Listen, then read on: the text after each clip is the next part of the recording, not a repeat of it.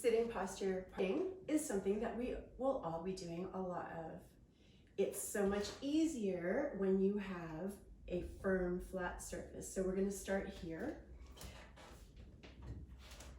Sitting on a firm, flat surface, I can feel my sit bones. I'm getting kinesthetic feedback from the surface. Notice also that my hips are as high as my knees. They could even be a little bit higher, which would be even better, but you need to choose your furniture in that way or adjust your furniture, and there's ways to do that too.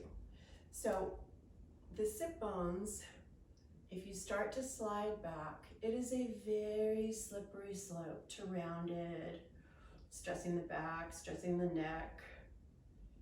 You want to perch on the top of your sit bones. A way to do that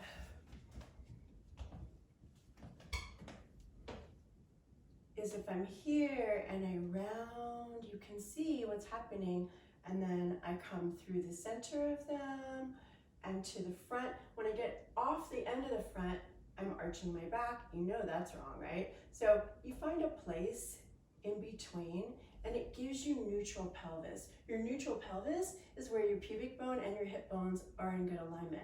That's whether you're sitting or standing.